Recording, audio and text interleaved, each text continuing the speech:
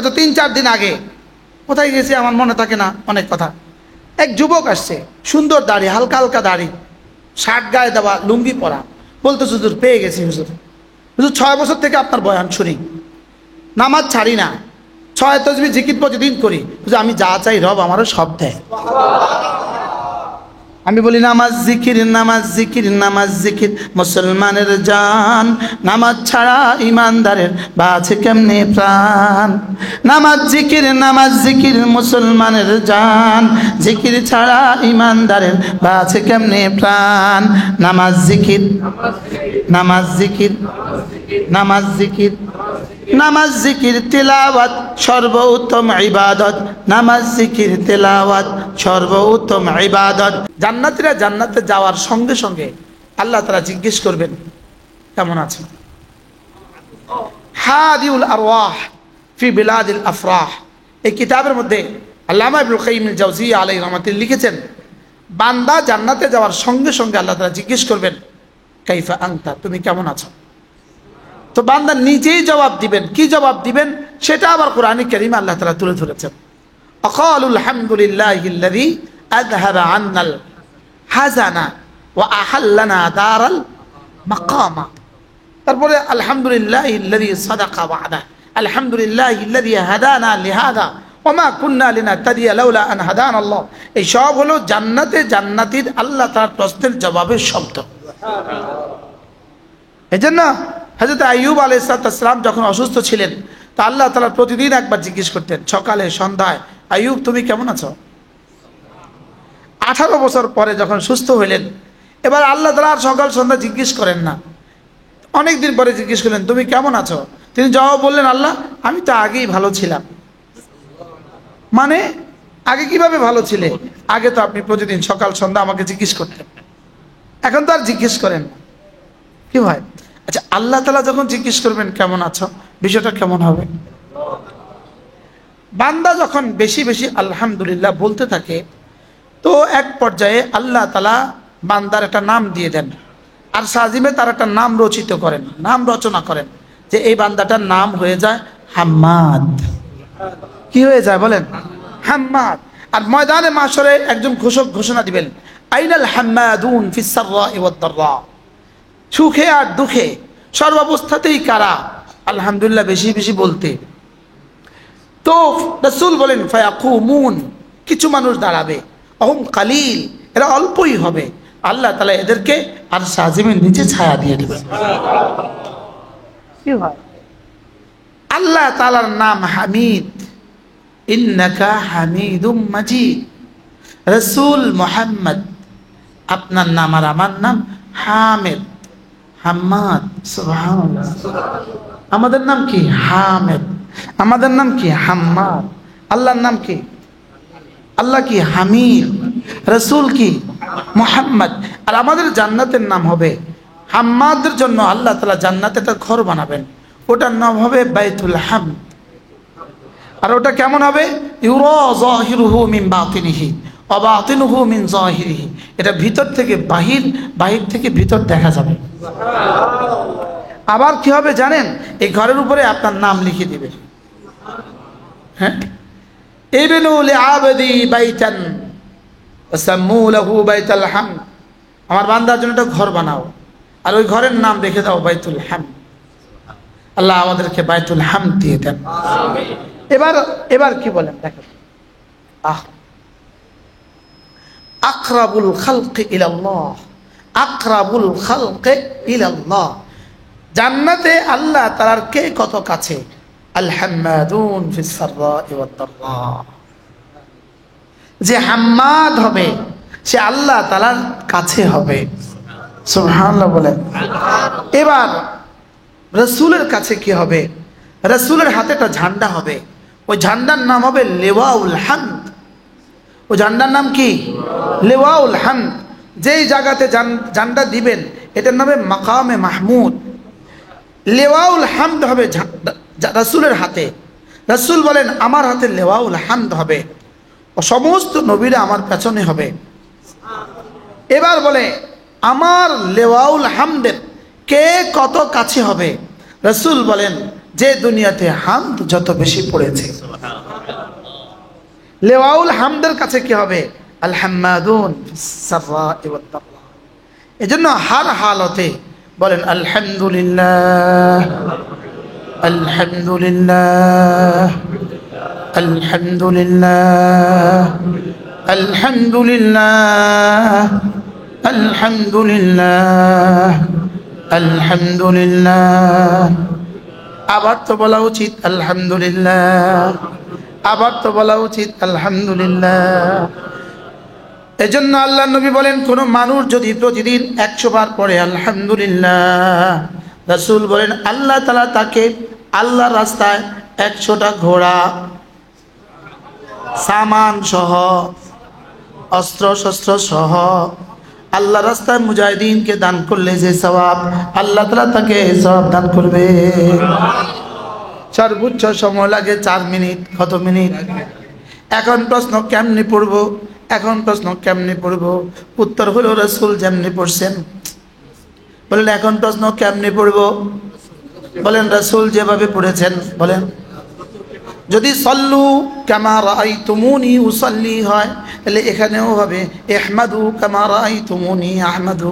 সুবহানাল্লাহ। সাব্বিহু কামা রাআইতুমুনি উসাব্বিহু। আমাকে যেভাবে দেখেছো এভাবে পড়ো। সুবহানাল্লাহ। বলেন আমাকে যেভাবে দেখেছো এভাবে পড়ো, আমি যেভাবে পড়েছি এভাবে পড়ো। আমিনু কামা আমানান নাস। আমার এই সাহাবীগুলো যেভাবে পড়েছে এভাবে পড়ো।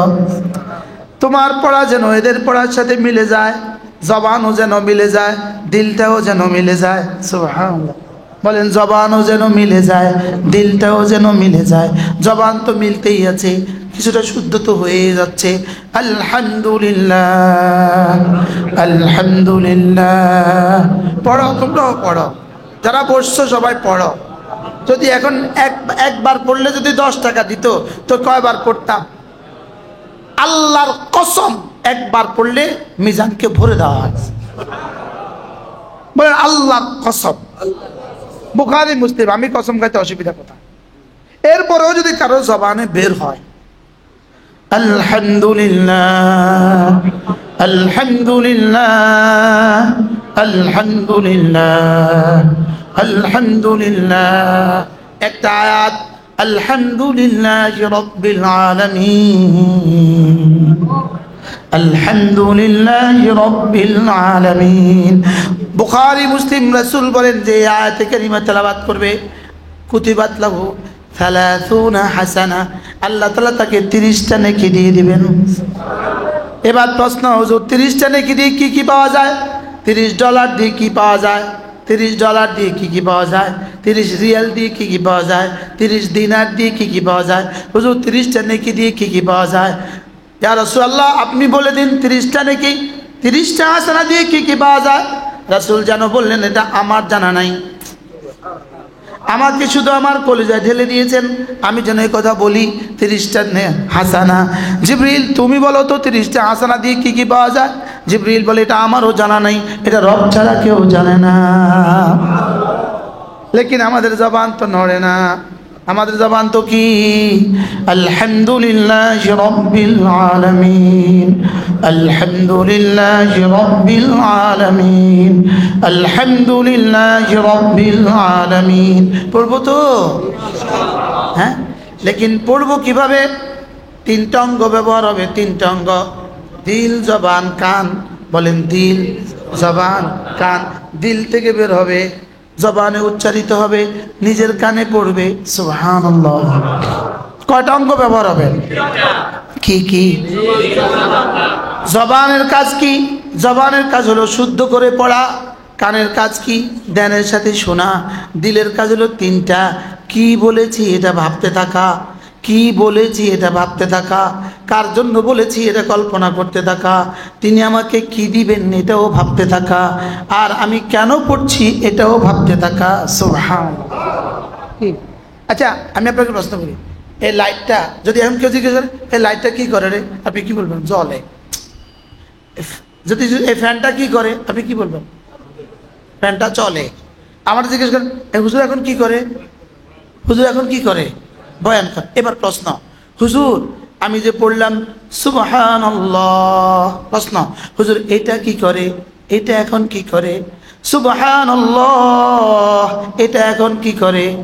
তোর এটা এখন আর সাজিমে উঠে গিয়ে চতুর্দিকে ঘুরে আর আমার নামে গুনগুন করে শব্দ তোলে। রাসূল বলেন ইয়ানাতিফনা হাওলাল আরশে, বান্দা যখনই তাসবিহ পড়ে, যখনই তাহমিদ পড়ে, যখনই তাহলিল পড়ে, যখনই তাকবীর পড়ে, এগুলো ওয়া ইলাইহি ইয়াসাদুল কালিমুত তাইয়্যিব, এগুলো সুজার সাজিম উঠে যায়। কোরআন কোরআন হ্যাঁ, ওয়া ইলাইহি ইয়াসাদুল কালিমুত তাইয়্যিব ওয়াল আমালুস সালিহু ইয়ারফাউহু। ওই বাচ্চা যে এক আয়াত পড়ছে হাল ইয়াস্তাবিল্লাযীনা ইয়ালামুন, এই আয়াতটা হলো এই আয়াতের আগের আয়াত। ওয়া ইলাইহি ইয়াসাদুল কালিমুত তাইয়্যিব ওয়াল আমালুস সালিহু ইয়ারফাউহু। আমার নানাজি ছিলেন হযরত মাওলানা সাখাওয়াতুল্লাহ, যিনি ফাজাইল আমল তাবলীগী নাসাবের লেখক ছিলেন। হযরত মাওলানা সাখাওয়াতুল্লাহ সাহেব আমার নানা, আপন নানা। একদিন আমার নানাজি আমাকে বলতেছেন, কয় শোন, এই মোবাইল দ্বারা বোঝা যায় ওয়া ইলাইহি ইয়াসাদুল কালিমুত তাইয়্যিব। কি বলতেছে? মোবাইলের দ্বারা কি বোঝা যায়? মোবাইলে যদি ইউরোপ থেকে এখানে কথা চলে আসে, তাহলে আমার সুবহানাল্লাহ আসমানে যাবে না কেন? ওয়া ইলাইহি ইয়াসাদুল কালিমুত তাইয়্যিব, তার কাছে উঠে যায়, আমার কাছে উঠে আসে। সুবহানাল্লাহ। ওয়া ইয়ানাতিফনা হাওলাল আরশ, আরশের চতুর্দিকে ঘুরে। ওয়ালা হুন্না দাবিয়ুন কাদাবিন নাহাল, মৌমাছির মতো গুনগুন গুনগুন করে কি যেন বলে। আমি পড়ি সুবহানাল্লাহ সুবহানাল্লাহ সুবহানাল্লাহ সুবহানাল্লাহ সুবহানাল্লাহ। কবে? এখন প্রশ্ন, আমার তাসবিহটা কি করে? প্রশ্ন কি বলেন? তাসবিহরও তো কাজ আছে, একটু আগে বললাম না পাঙ্গার কাজ আছে, আমার এই শব্দেরও তো কাজ আছে। এই শব্দটা কি করে? আরশের চতুর্দিকে ঘুরে আর কি বলে? এবার প্রশ্ন, হুজুর আল্লাহ কি করে? বলেন বলেন বলেন, হুজুর আল্লাহ কি করে বলেন? বাহ, এই তাসবিহটার দিকে, এই তাসবিহটা আল্লাহ তাআলার সামনে এভাবে পেশ করা। এবার আল্লামা ইবনুল কাইয়্যিম লিখেন, সঙ্গে সঙ্গে আল্লাহ তাআলা তাসবিহটার দিকে একবার তাকান, বান্দার জবানের দিকে একবার তাকান, বান্দার দিলের দিকে একবার তাকান। কামা ইয়ালিকু বিশান, এটা আমার বোঝার বিষয় না। কামা ইয়ালিকু বিশান, এটাকে আমি বলবো, আমি বুঝবো। আল্লাহ কেমনে তাকানো আল্লাহই বুঝো। বলুন যে আপনি যে বলছেন 3 বার তাকান, 3 বার তাকানো লাগে না, আল্লাহর কাছে কোনো বার নাই। সুবহানাল্লাহ বলেন। কিন্তু আমি যে বুঝাইতে এই শব্দ বলতে হবে না, তো আমি বুঝাইতে পারবো না। মনে হয় বুঝেন না, আমি তো এই শব্দ ছাড়া এটা বুঝাবার সুযোগ নাই। লেকিন আল্লাহ এই কাজ করতে কি লাগে না? আল্লাহর বার লাগে না। আল্লাহ শনিবার মঙ্গলবার নাই। সুবহানাল্লাহ বলেন। আল্লাহর তো রাত আর দিন নাই। আল্লাহর তো কি নাই বলেন? আমাদের সামনে থেকে সূর্য অদৃশ্য হয় জন্য রাত হয়, তা আল্লাহর সামনে থেকে কি সূর্য অদৃশ্য নাকি? কি আমাদের সামনে সূর্য উঠে দেখে আর দিন হয়, আল্লাহর সামনে কি সূর্য উঠে নাকি? কি না, এই জন্য আল্লাহর জন্য শীত গ্রীষ্ম নাই বলেন? শীত গ্রীষ্ম আছে। এখন আল্লাহ তাআলা এটার দিকে তাকান, তাকিয়ে বান্দার জবান, বলেন বান্দার জবান যদি শুদ্ধ হয়, যদি জবানে কি হয় বলেন? শুদ্ধ হয়, বহিরাবরণে যদি শুদ্ধ হয়, শরীরে যদি নামাজ শুদ্ধ হয়, শরীরে যদি রোজা শুদ্ধ হয়, আর কানু আহকাম সব যদি মিলে যায়, ফরায়েজ ওয়াজিবাত সুনান মুস্তাহাব্বাত সব যদি হয়ে যায়, তো এটার মধ্যে নাম্বার বসায়। কি বসায় বলেন? এবার দিলের দিকে তাকায়, দিলের দিকে তাকিয়ে তাকিয়ে রব্বে করিম ওই নাম্বারের মধ্যে বাড়াতে থাকেন। কি বলছি বলেন? বাহির দিয়ে কি দেয়? নাম্বার দেয়। এবার দিলের দিকে তাকিয়ে কি করে? বাড়াইতে বাড়াইতে কত বাড়াবার সুযোগ আছে? সুবহানাল্লাহ। যদি উম্মত হয়, বাড়তে বাড়তে সিদ্দিক আকবর, এর চেয়ে বড় নাম্বার আর দিবে না। সুবহানাল্লাহ বলেন। এর চেয়ে বড় নাম্বার আর কি? এখন বলবেন যে এই নাম্বারটা কি এখনো কারোর পাওয়ার সুযোগ আছে? প্রশ্ন, এই নাম্বার কি এখনো কারোর পাওয়ার সুযোগ আছে? কিয়ামত পর্যন্ত সুযোগ আছে। যালিকা লিমান খাশিয়া রাব্বাহ, বলেন ওয়ামান তাবিআহুম বিইহসান। সুযোগ আছে না নাই? সুযোগ আছে। এখন সুযোগ কেমনে? সুযোগ কেমনে? দিল দিয়া। আর এই দিল দুরুস্ত হবে না কোনো দিল ঘরের কাছে না গেলে। সুবহানাল্লাহ বলেন। এই স্বর্ণ দামি না বেদামি? জোরে বলেন, স্বর্ণ দামি না বেদামি? এবার স্বর্ণ দামি গলায় উঠবে কখন? স্বর্ণকারের কাছে গেলে, স্বর্ণকারের কাছে গিয়া পিটাই খেলে। বুঝেন নাই কথা? স্বর্ণকারের কাছে গিয়ে কি খেলে? পিঠা খেলে। স্বর্ণকারের হাতুড়ি দিয়ে পিঠা খেলে এটা গলায় শোভা পাবে। আর না, এটা একটা পাথর বই আর কি, স্বর্ণ পাথর বই আর কি। এটা কানে উঠবে কখন? নতুন বউর কানে উঠবে কখন? স্বর্ণকারের কি খাইলে বলেন? ফিডা খাইলে। স্বর্ণকারের ফিডা খাইলে যদি স্বর্ণ একটা পাথর যদি গলা এত চকচক করে, ঠিক কোনো আল্লাহওয়ালার সোহবতে গিয়া তার তালিমাতে কিছু সময় লাগাইলে আশা করা যায় এ মাটি হিরো হয়ে যাবে। কি হয়? এখন নাম্বার পাইতেছি 10, তখন নাম্বার পাবো 70,000। হইতে পারে আজকের এই মজলিসের পরে আপনার তাসবির নাম্বার হবে 7 লাখ। হইতে পারে না? পারে না বলেন? হ্যাঁ, এর আগে আমরা কেমনে পড়তাম কন্ত? আমি কেমনে পড়ছি?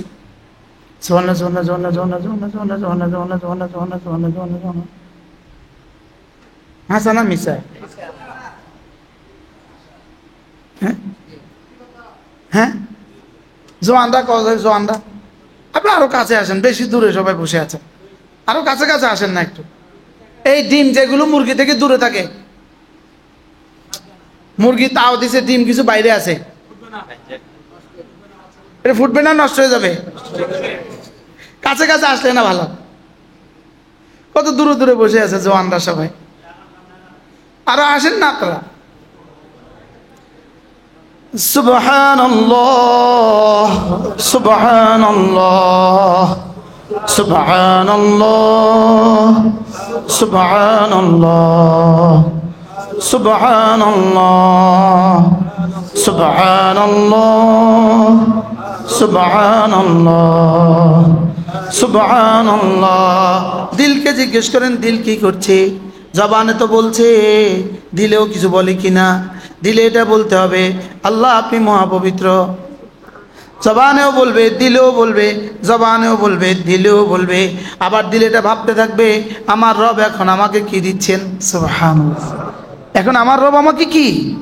আচ্ছা, আপনি ডিসি সাহেবকে একটা দরখাস্ত দিচ্ছেন, ডিসি সাহেব বলতেছে দরখাস্তটা পড়ার আমার টাইম নাই, আপনি একটু বলুন তো সেটা কি লিখছেন। তো আপনি বললেন আমি জানি না। আপনার মাথা খারাপ, যেটা আপনি জানেন না এটা আপনাকে কি দিতাম আমি, জানমিয়া রেখে দেন। আর যদি বলেন হুজুর আমার ছোট্ট মসজিদ আছে, 10,000 ইটের দরকার স্যার, আচ্ছা ঠিক আছে, মনে হয় বুঝেন না কি বলছি। এখন আমি যে পড়লাম, মুখেও শুদ্ধ করলাম না, দিলেও বুঝলাম না। আচ্ছা, এই পড়া দিয়ে কত নাম্বার মিলবে? হ্যাঁ, এরকম 1000 বার না পড়া শুদ্ধ একবার পড়লে ভালো হয় না? হ্যাঁ, ভালো ভাতের পানিও ভালো বলেন, আর ভালো কাপড়ের ন্যাকড়াও ভালো। ঠিক, এখন এই তাল করি আর কতদিন পড়বেন?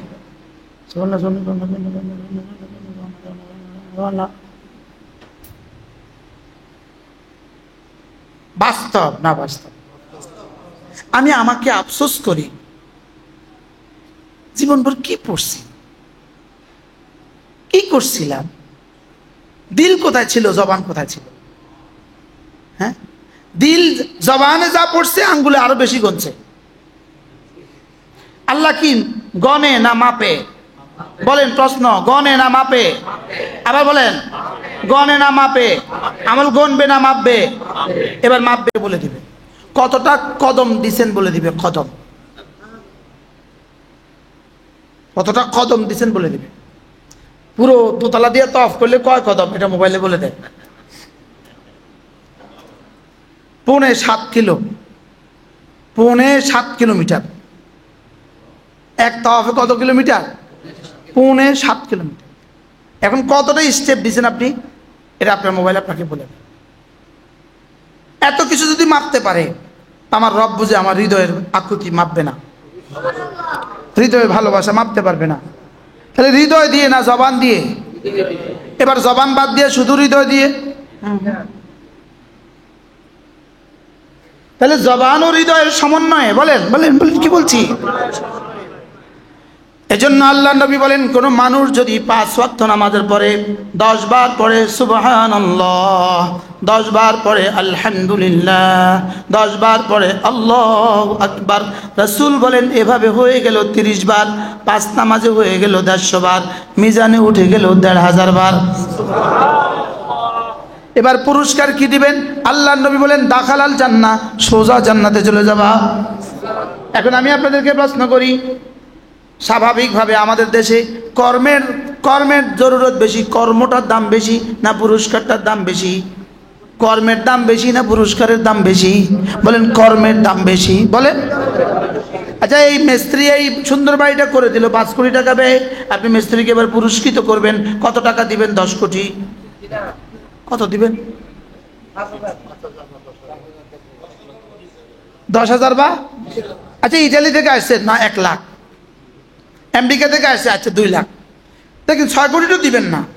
তাহলে কর্মের দাম বেশি হয় না পুরস্কারের দাম বেশি হয়?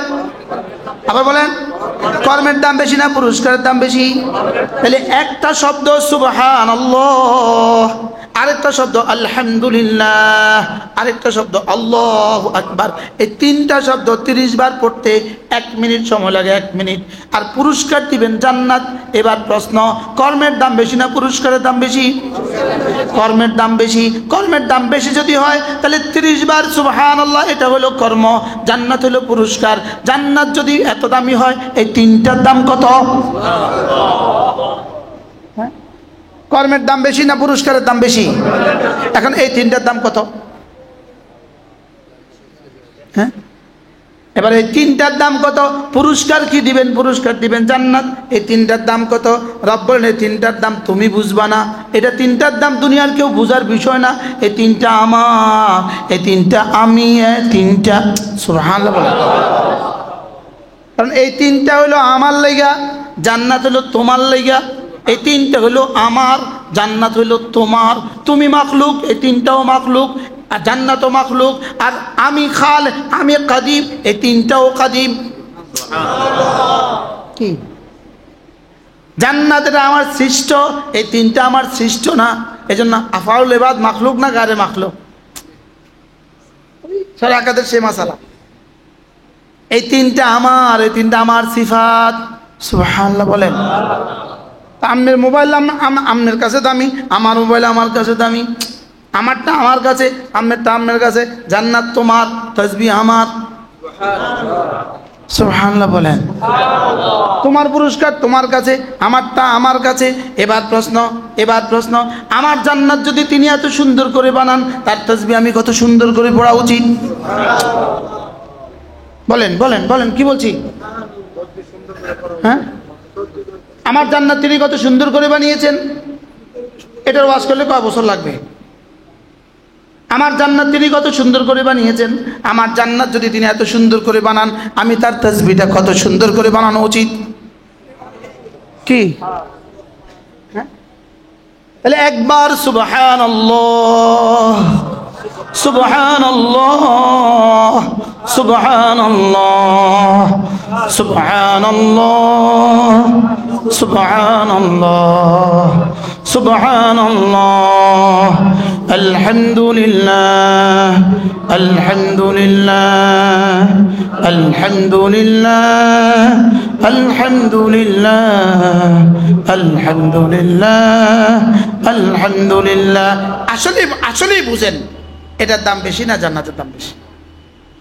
না একজন করে বলেন, এটার দাম বেশি না জান্নাতের দাম বেশি? আবার বলেন। আমাকে বানিয়েছে জান্নাতের জন্য না এগুলোর জন্য? জান্নাতের জন্য না এগুলোর জন্য? আপনি মিস্ত্রিটা দিয়ে ঘরটা বানিয়েছেন, আপনি মিস্ত্রি দিয়ে ঘর বানিয়েছেন, ওকে পুরস্কার 50,000 টাকা দেওয়ার জন্য। মিস্ত্রি রাখছেন কি লেগা?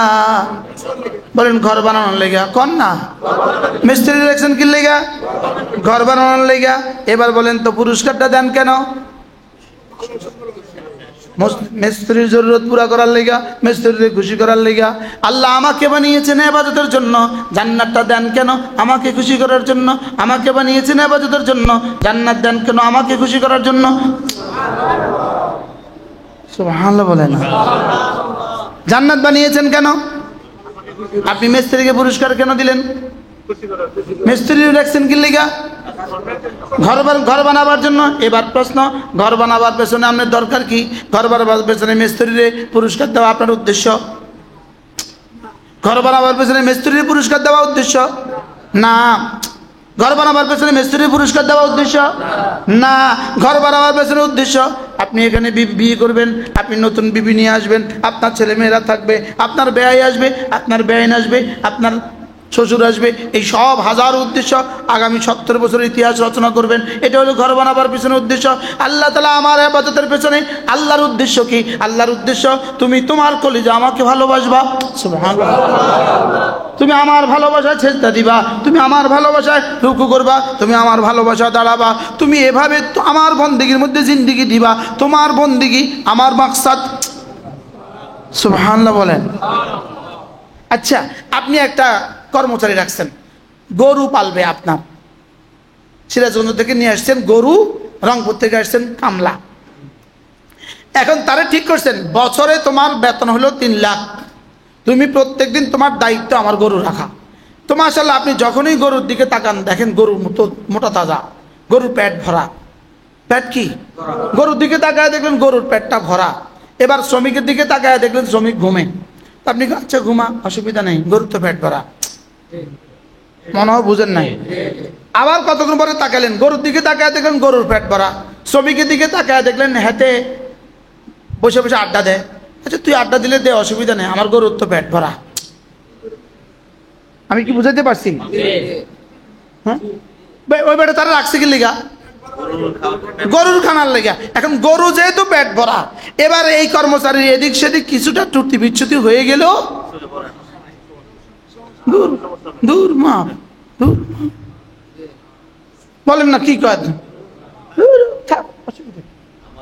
আমার কাম তো হয়েছে। এবার রব যখন দেখে এক বান্দা, আমি তোকে রেখেছি শুধু কেন? তোকে বানিয়েছি কেন? বানিয়েছি নামাজের জন্য, বানিয়েছি রোজার জন্য, বানিয়েছি হজের জন্য, বানিয়েছি যাকাতের জন্য, বানিয়েছি পর্দার জন্য, বানিয়েছি তেলাওয়াতের জন্য, বানিয়েছি ইবাদতের জন্য। এই সব যখন ঠিকঠাক, মাঝে মাঝে একটু একটু গুনাহ করে, রব বলে যা মাফ। কি বলে বলেন? কি লেগা? আরে মাকসাদ তো ঠিক আছে, বলেন উদ্দেশ্য তো কি আছে? বলেন উদ্দেশ্য তো কি আছে? এখন কিরে নামাজের সময় দেখে এতে দোকানে, কিরে মসজিদে আসেনি না, কই কতক্ষণ কই কিরে তোরে কি দোকান লেগে বানাইছিলাম? বুঝেন নাই কথা, এখন কি কয়? এবার গরুর পেট, গরুর দিকে তাকায় দেখে গরুর পেট খালি, গরুর পেট পিঠের সাথে লাইগা রয়েছে। আমরা ছোটবেলায় গরু চড়াইতাম মাঠে, গরুর পেট পিঠের সাথে লাইগা থাকতো। 1 ঘন্টা চড়াইলে আস্তে আস্তে আস্তে আস্তে উঠে যায় কি? এখন গরুর পেট পিঠের লেগে লাইগা রয়েছে, ও খেলে। এই ছেড়া, তোর কি খেলার লেগে রাখছিলাম? আগের বার খেলা গরুর পেট ভরা খেলে, কি কয়? থাক খেলো, পোলাপান মানুষ খেলো, বলেন না? কয় না কয় না কি বলবে? খেলুক, গরুর তো পেট ভরা। কিন্তু এখন থেকে গরুর পেট পিঠের সাথে লেগে রয়েছে, এবার কি কয়? তোরে কি রাখছিলাম খেলার লাইগা? যায় কাজ কর। আচ্ছা আবার দেখে ঘুমায়, গরুর পেট ভরা, পেট খালি, পেট ভরা ঘুমায়। আচ্ছা থাক ঘুমাক, অসুবিধা কি? এবার গরুর পেট খালি, ঘুমায়, কি কয়? তোরে কি ঘুমানোর লেগে রাখছিলাম? এখন ফজর নামাজ পড়ে না, ঘুমায়, কি কয়? তোরে কি ঘুমার লেগে বানাইছিলাম? এ হারামি, তোরে কি ঘুমের লেগে বানাইছিলাম?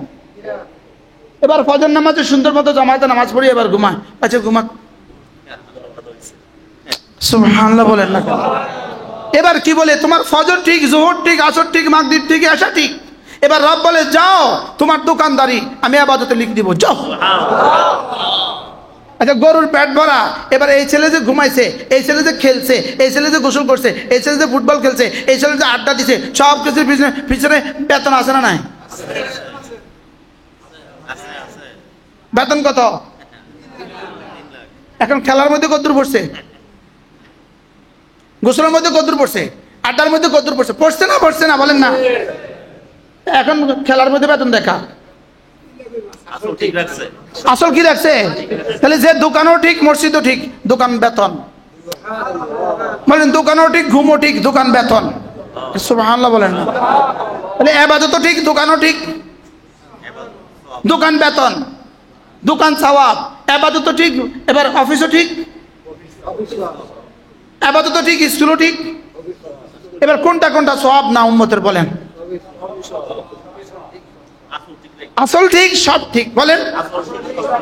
আর যদি আসল ঠিক না থাকে, একটু কল্পনা করবেন সবাই, এটা কি চিন্তা করবেন এই বিষয়টা, আমি কি আমার আসল ঠিক করব কি না? আমাকে বানিয়েছে কেন? জান্নাত কি পুরস্কার। এবার জান্নাতের দাম বেশি না ইবাদতের দাম বেশি? ইবাদত কার? জান্নাত কার? তা আপনারটা নিয়ে আমার জুতার নিয়ে দাম বেশি না পিসাব জুতার দাম বেশি?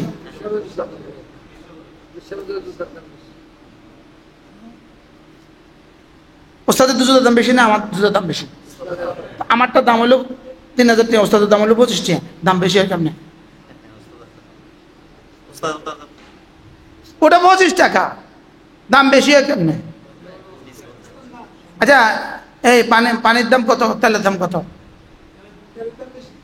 হ্যাঁ, এবার পানির দাম কত, স্বর্ণের দাম কত? টিয়া বেশি কোনটা? এবার জরুরত বেশি কোনটা? সুবহানাল্লাহ কত?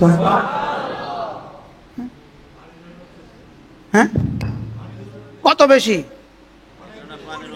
পানির অপর নাম কি? আচ্ছা স্বর্ণ যে এখন 2 লাখ টাকা, তা আমার অসুবিধা কি? আমরা কিনলাম না, কি আমরা কিনলাম না, এটা কি হবো? এটা পড়লাম না, আর কি হবে? তাহলে এটার দাম বেশি না কম? প্রয়োজন বেশি না কম? যেটা যত প্রয়োজন এটা তত দাম বেশি। আর পানি? তাহলে এবার বলেন আমাকে বানিয়েছে কেন? ইবাদতের জন্য বানিয়েছে কেন বলেন? পুরস্কার দিবে কি? জান্নাত। ইবাদতের দাম বেশি না জান্নাতের দাম বেশি? আমাকে বানাবার উদ্দেশ্য কি? ইবাদত না জান্নাত? পুরস্কার কি? এবার বলেন আমার ফজরের নামাজের দাম কত? হ্যাঁ 1 কোটি জান্নাতের চেয়ে বেশি। সুবহানাল্লাহ বলেন। নামাজের পুরস্কার কত? জান্নাত। নামাজের দাম কত? 1 কোটি জান্নাতের চেয়ে বেশি।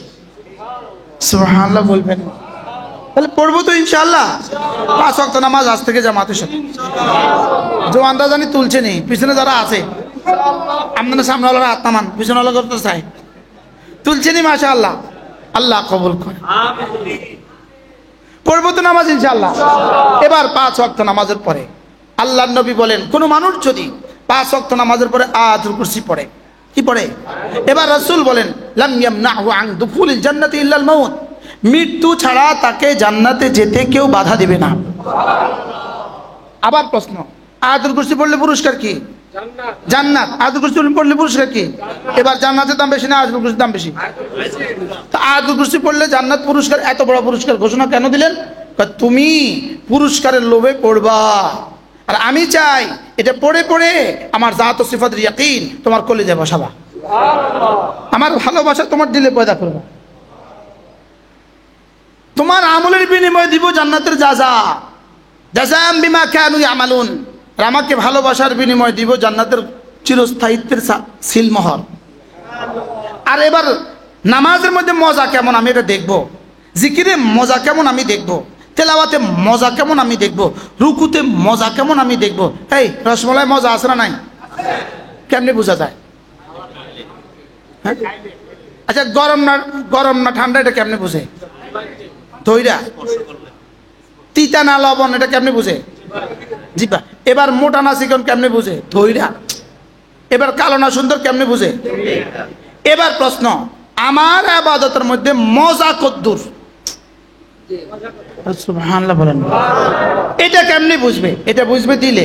সুবহানাল্লাহ বলেন। তাহলে দিলেরও তো কিছু বিষয় আছে। চোখের কাজ কি? দেখা। বলেন, চোখের কাজ কি? কানের কাজ কি? জবানের কাজ কি? হাতের কাজ কি? পায়ের কাজ কি? এবার প্রশ্ন, দিলের কাজ কি? আল্লাহকে ভালোবাসা। বলেন। আচ্ছা, চোখে যদি না দেখে তারা মানুষ কি কয়? অন্ধ। এবার প্রশ্ন, কানে যদি না শুনে তারা কি কয়? হাতে যদি না ধরতে পারে তারা কি কয়? আফাহজ, পঙ্গু। পায়ে যদি না চলে তাকে কি বলে? পঙ্গু। এবার দিলে যদি আল্লাহকে ভালো না বাসে, কোন হালতে মুশরিক, কোন হালতে কাফের, কোন হালতে ফাসিক। ঠিক আছে। চোখে না দেখলে কি? কানে না শুনলে কি? মুখে না বললে কি? এবার দিলে আল্লাহকে ভালো না বাসলে কি? হয়তো মুশরিক, নয়তো কাফের, নয়তো ফাসিক। এবার বলেন দিলের কাজ কি? কাকে ভালোবাসা? এই যে জটলা পটলা কলকিওয়ালারা ভালোবাসে কারা? যাদের দিলে আল্লাহর ভালোবাসা নাই তারা। বুঝাইতে পারলাম না তো? জটলা পটিওয়ালা কলকিওয়ালারা ভালোবাসেন না মানুষ এদেশে আছে না নাই? কারা এরা? এরা কারা? দুর্গারে ভালোবাসে কারা? জোরে বলেন। দুর্গাকে ভালোবাসে কারা? এবার দরগাকে ভালোবাসে কারা? বুঝে গেছি কি ভাই? তাহলে দিল বানিয়েছে কেন? এটা আল্লাহকে ভালোবাসার জন্যই বানিয়েছে। আর আল্লাহকে ভালোবাসার প্রধান চিহ্ন, আল্লাহকে ভালোবাসার প্রধান চিহ্ন লা ইলাহা ইল্লাল্লাহ, লা ইলাহা ইল্লাল্লাহ, লা ইলাহা ইল্লাল্লাহ, লা ইলাহা ইল্লাল্লাহু মুহাম্মাদুর রাসূলুল্লাহ। আল্লাহর ভালোবাসা যার যেমন, জবান নড়বে তার তেমন। জবান নড়বে কার কেমন? আল্লাহর ভালোবাসা যার যেমন। এই জন্য জবান নড়বে কতক্ষণ? সাধ্যে কুলায় যতক্ষণ। সুবহানাল্লাহ বলেন। জবান নড়বে কতবার? সাধ্যে কুলায় যতবার। লা ইলাহা ইল্লাল্লাহ, লা ইলাহা ইল্লাল্লাহ, লা ইলাহা ইল্লাল্লাহ। নাই কোনো মাবুদ আল্লাহ ছাড়া, নাই কোনো মাসজুদ আল্লাহ ছাড়া, নাই কোনো মাহবুব আল্লাহ ছাড়া, নাই কোনো মাশুক আল্লাহ ছাড়া। কালকে ভোর রাত্রে, গতকাল ভোর রাত্রে আমি ফজরের আগে যখন তাহাজ্জুদ শেষ করে সেহরি খেয়ে আজানের সময় আরো বাকি আছে, একটা কিতাব খুলছি। কিতাবটার নাম কুররাতু আইনি, কুররাতু আইনি ফিস সালাহ। এটা হলো কিতাবের নাম। এটার মধ্যে এক আজীব কথা লিখছে কোনো মানুষ যদি আল্লাহ ছাড়া, কোনো মানুষ যদি আল্লাহ ছাড়া অন্য কাউকে ভালোবাসে, এই হিসাবে সে আমাকে আল্লাহ থেকে বেশি বড় দেনেওয়ালা। সে আমাকে কি বলছি, কোন মানুষকে কেউ এই পরিমাণ ভালোবাসে, এই হিসাবে সে আমাকে আল্লাহ থেকে বেশি দেনেওয়ালা, বলে এই লোকটা মুমিন এখনো হয় নাই। এখন এবার বলেন তো আমাদের কলেজে এই শব্দ আছে না নাই? হ্যাঁ, সেজদা কেন দিল মাজারে গিয়া? কোন আশায়? সে আল্লাহ ছেড়ে বেশি দেনেওয়ালা। পীরের সেজদাটা কেন করলো? সে আল্লাহ ছেড়ে কি, আল্লাহ থেকে বেশি দেনেওয়ালা আর কে আছে? তো আল্লাহ থেকে বেশি দেনেওয়ালা কে যদি আর না থাকে তো তাকে সেজদা দিবা কেন? বেশি দেনেওয়ালা আছে না অল্প দেনেও নাই? আল্লাহ থেকে বেশি দেনেওয়ালা কেউ আছে আমারে? আমি আল্লাহ ছেড়ে অন্য কাউকে সেজদা করবো কেন?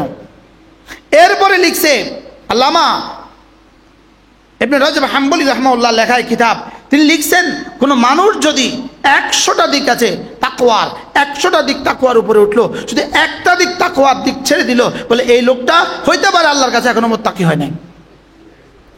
নাউজুবিল্লাহ বলেন।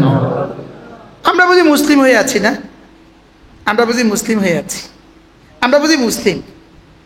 ওয়ালা তামুতুন্না ইল্লা ওয়া আনতুম মুসলিমুন। মুসলমান না হয়ে কিন্তু কবরে এসো না।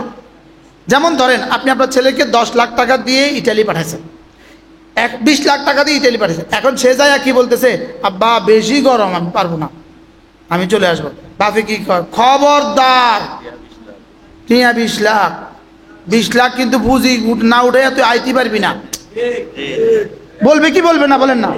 20 লাখ টাকা না দিয়া কিন্তু তুই আসতে পারবি না, খবরদার। এবার আল্লাহ কি বলে, ওয়ালা তামুতুন্না ইল্লা ওয়া আনতুম মুসলিমুন, খবরদার মুসলমান না হয়ে কিন্তু কবরে আসবি না। কি বলছে বলেন? আমি কি কবরে যাওয়া না যাওয়ার ব্যাপারে কি আমার এখতিয়ার আছে? নেই, মনে হয় বুঝেন না। আমি কি কবরে কবে যাব? আমার ইচ্ছাকৃত ভাবে যাওয়া যাবে? আর ইচ্ছাকৃত ভাবে যখন নিবে আমি তখন কি থাকতে পারবো? তাহলে আমাকে ধমক দিলেন কেন? তাহলে বুঝা গেছে অর্থ কি, তুই এখন থেকে মুসলমান হয়ে যা, কারণ কবে কবরে আসবে এটা তোর জানা নাই, অতএব তুই এখন থেকে মুসলমান হয়ে যা। এখন মুসলমান হইতে হবে কি, উদখুলু ফিস সিলমি কাফা, অর্ধেক না পুরা। এবার আমার হালত কি? আজকে আমার এখানে এক ব্যবসায়ী গেছে, বাসের মালিক, রয়্যাল বাস, রিয়েল বাস, আরো কি কি বাস আছে। তো ওনার সঙ্গে প্রসঙ্গে ক্রমে আমি কথা বলতেছিলাম, ওনার পাশে গেছেন, সাথে গেছেন আরেকজন, উনি ইঞ্জিনিয়ার। তো আমি বললাম, আচ্ছা যেমন ধরেন আপনার গাড়িটা, আপনার গাড়ির মধ্যে ফিউজ আছে, ফিউজ একটা বক্স আছে, ছোট ছোট ছোট ছোট দানার মতো কতটা ফিউজ আছে, একটা ফিউজ 10 টাকা, 10 টাকা, এটা কাটি গেছে, গাড়িটা কি স্টার্ট হবে?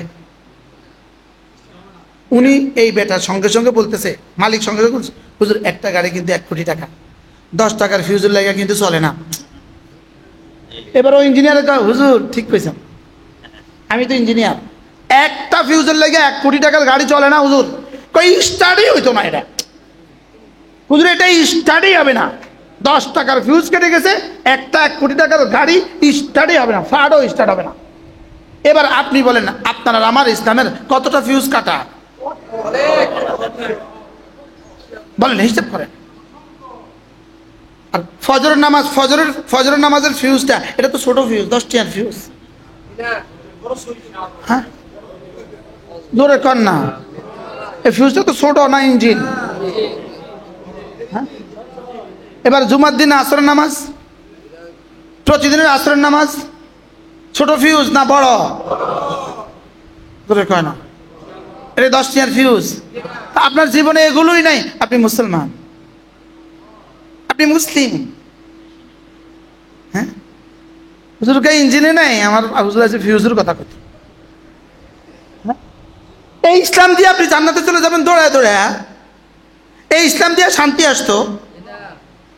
এরপরেও যেই পরিমাণ শান্তি আল্লাহ তাআলা বাংলাদেশের এই আকাশের নিচে, বাংলাদেশের এই জমিনে যেই পরিমাণ শান্তি রব রেখে দিয়েছেন, আল্লাহর কসম, এটা দেশের মাদ্রাসা, মসজিদ, তাবলীগ ওয়ালা, হক্কানি রব্বানি আল্লাহ ওয়ালাদের বরকতেই আছে। যদি না হয় তো এদেশের অবস্থা কি দাঁড়াইতো?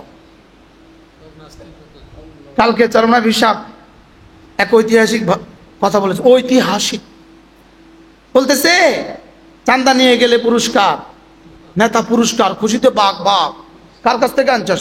অমুক ব্যবসায়ী। জানেন না তো, দিছি থ্রেড, তারে পাইল করে দিছে 10 লাখ। নেতাজি ধরেন, নেতাজি যাও বেটা ধর তোর 50,000। তাহলে চান্দা নিয়ে গেলে দেয় পুরস্কার, এবার যদি ধরা খাওয়া যায় তো হয় বহিষ্কার, এবার যদি পত্র পত্রিকা বেশি ভাইরাল হয় তো হয় গ্রেফতার। বলেন পুরস্কার,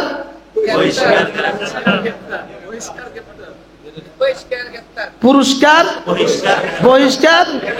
এবার 3-4 দিন পরে কোন নাটক টাটক ছাড়া দেয়, ছাড়। বাস্তব না বাস্তব? কথাটা কেমনি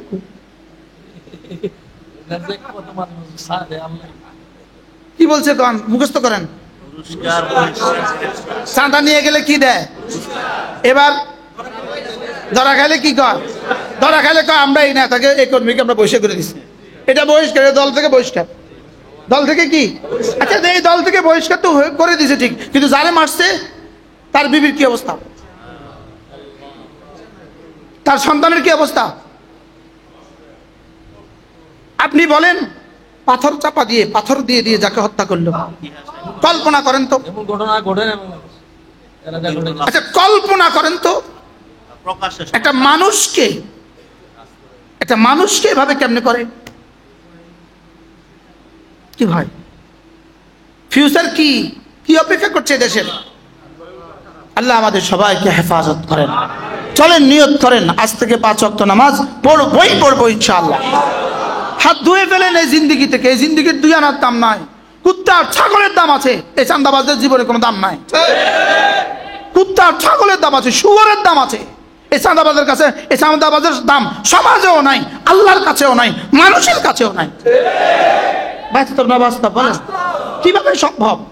একটা মানুষকে তার দোকান থেকে ধরে নিয়ে এসে পাথর দিয়ে হত্যা করা। আচ্ছা, মাথার উপরে মতন পাথরটা মারছে, তখন আপনার কলেজা কেমন লাগছে? আসলে তো একবার করছে ছুরি মারছে, গুলি করছে, এরপরে ছুরি গুলি মারবে শেষ হই, এরপর পাথর মারলি কেন? গুলি করছে শেষ, তুই তার বুকের উপরে এভাবে পাথর মারলি কেন?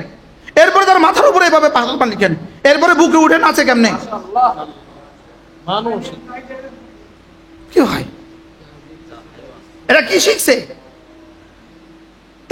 টাকাই তো। এবার বলুন তো পরিণতি এখন কি হবে?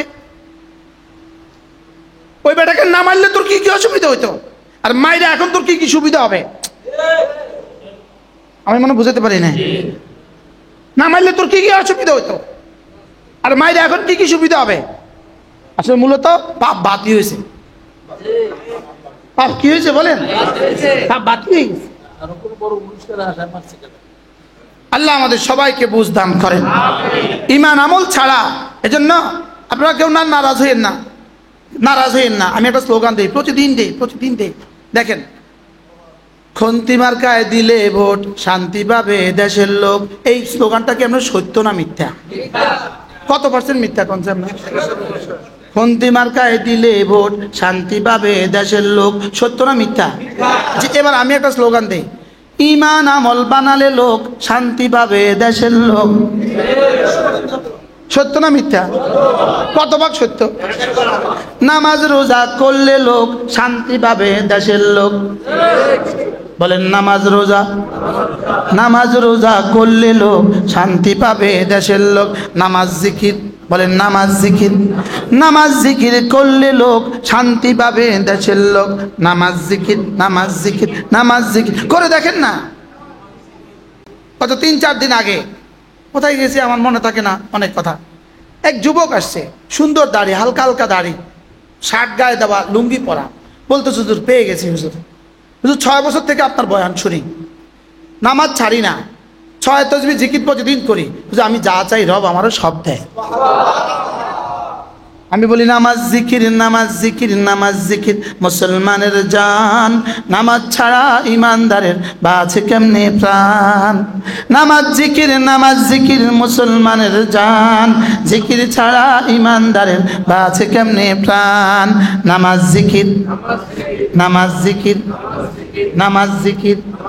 নামাজ জিকির তেলাওয়াত সর্বোত্তম ইবাদত। নামাজ জিকির তেলাওয়াত সর্বোত্তম ইবাদত। নামাজ জিকির তেলাওয়াত সর্বোত্তম ইবাদত। আচ্ছা, কালকে যদি কেউ মাইকে, আপনাদের হোমনা বাজারে, রামচন্দ্র বাজারে যদি মাইকে স্লোগানগুলো দেয়, মানে কি করব? পাগল বলবে না? কি বলবে বলে? নতুন কি বলবো? নতুন আমদানি হয়েছে, পাগলের নতুন আমদানি। তো মিশা কথাটা 1000 বার করলে পাগল হয় না, এত সত্য কথাটা 3 বার করলে পাগল হয়। তাহলে বোঝা গেছে পাগল হয়ে গেছে। পাগল বাস্তব না বাস্তব বলেন? চলেন নিয়ত করি, ইনশাআল্লাহ আজ থেকে নামাজ পড়বো তো। সন্তানদেরকে দিন শিখান। না হয় যদি আপনার সন্তান যদি এরকম খুনি হয়, তখন কি হবে দুনিয়া, কি হবে আখিরাত? এরাও কারো সন্তান না বলেন না? কারো সন্তান না। একটা মানুষকে মানুষ এভাবে কিভাবে খুন করে?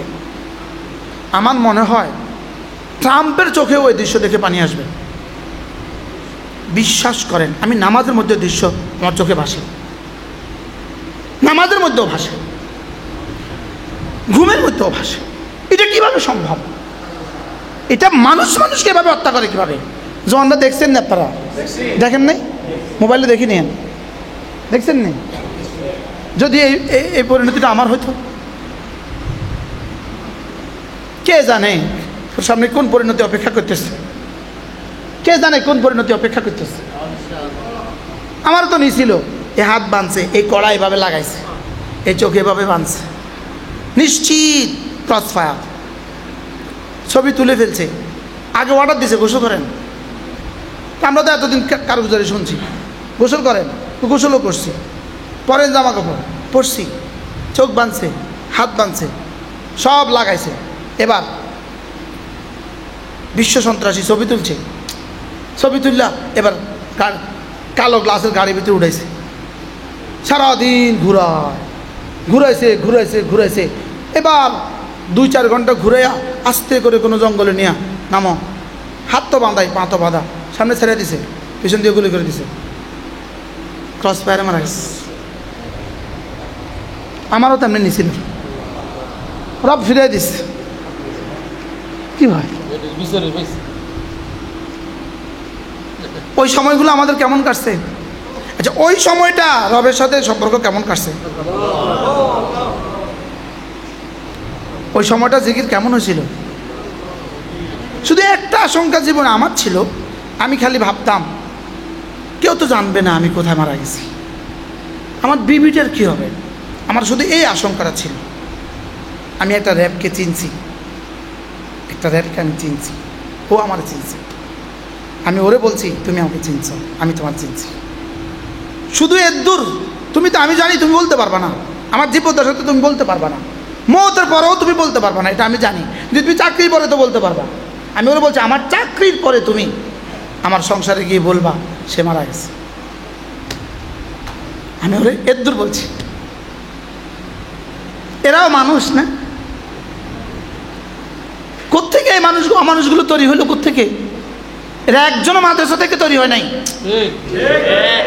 বলেন না, কি বলছি বলেন না? এরা একজনও মাদ্রাসা থেকে তৈরি হয় নাই। আপনার সন্তানকে দিন শিখান আপনার সন্তানকে।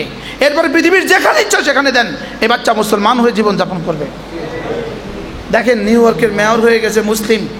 শুধু মুসলিম মেয়র হয় নাই, এক মেয়রই তো সে প্রেসিডেন্টের চোখে চোখ রেখে কথা কয়। সুবহানাল্লাহ বলতে, সে ট্রাম্পের চোখে চোখ রেখে কথা কয়। সে বলছে নিউ ইয়র্কে যদি সে আসে, নিউ ইয়র্কে সে আসলে গ্রেপ্তার হবে। আমার নিউ ইয়র্কে সে আসলে গ্রেপ্তার হবে। চিন্তা করা যায়?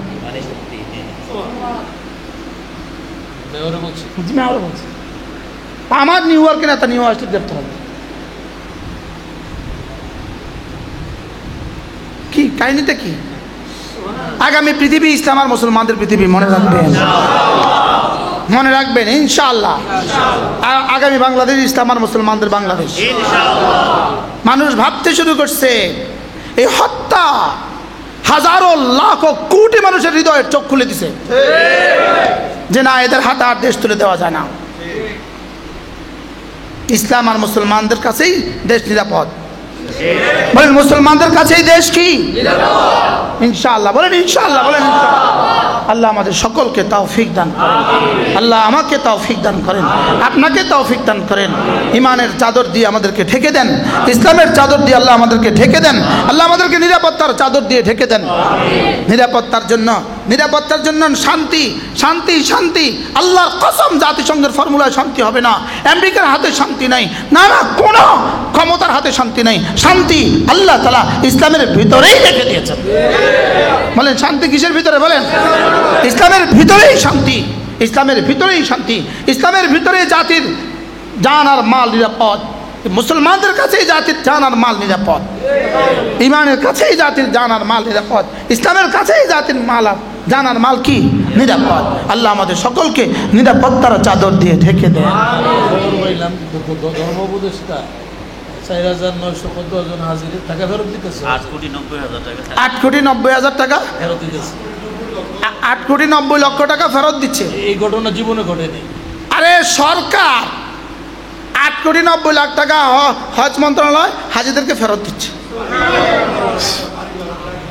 এই টাকা খরচ কম হয়েছে, বাড়ি ভাড়ার টাকা, এটা খরচ কম পড়েছে, এই টাকা বাঁচছে আর কি। এই টাকা কি শুধু একজন মানুষ হইতো না, একটা উপদেশটা আমরা আলেম পাঠাইছি, বুঝেন না? আর এশিয়া মহাদেশের মধ্যে 1 নাম্বার, এশিয়া না পুরো ওয়ার্ল্ডে, পুরো পৃথিবীতে হজ ব্যবস্থাপনা এবার বাংলাদেশ 1 নাম্বার। আর এখন কি দিচ্ছে? কত কোটি টাকা। তো গত পিছনের কত বর্ষে কত কোটি টাকা বাঁচছিল এভাবে। এরা সান্দা উড়ে শেষ করতে পারে না। আল্লাহ আমাদের সবাইকে তৌফিক দান করেন।